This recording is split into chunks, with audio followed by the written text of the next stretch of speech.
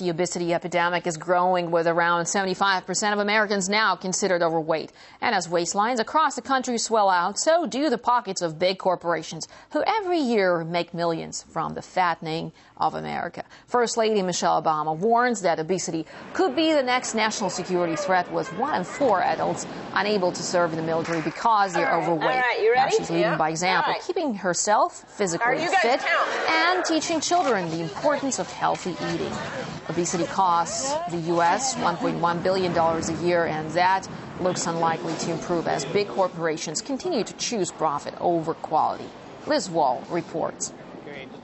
Listen, we're broke, and we need to stop the out-of-control spending spree that's going on in Washington, D.C. As the debate over cutting government spending rages on, billions of taxpayer dollars wasted each year on junk food. Between 1995 and 2010, over $250 billion was spent on subsidizing foods that are making Americans fat. 74% of all the subsidies go to just 10% of the agribusinesses. These are not the small farms. Public funds go to agri-giants like Monsanto. The company produces genetically modified seeds and claims more than 93% of soybean and 80% of the corn market in the U.S. But this is not what Americans are consuming. The crops are turned into products like high fructose corn syrup, which end up in most processed foods. The effect on American health is devastating. 75% of Americans are now overweight.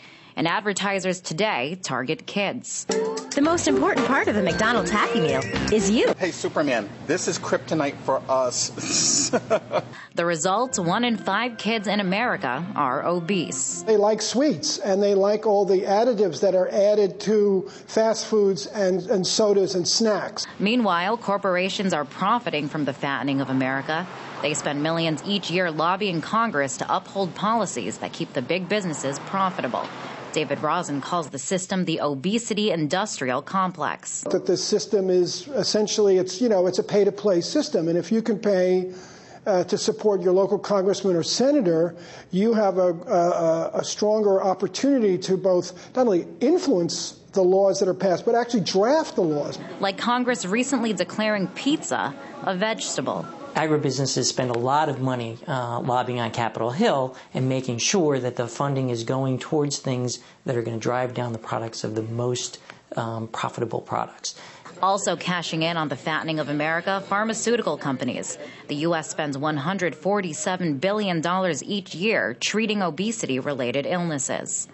Countries from China to Hungary require labeling of GMO foods, but with the power of corporations and lobbyists to influence politics, no such laws exist in the U.S. today.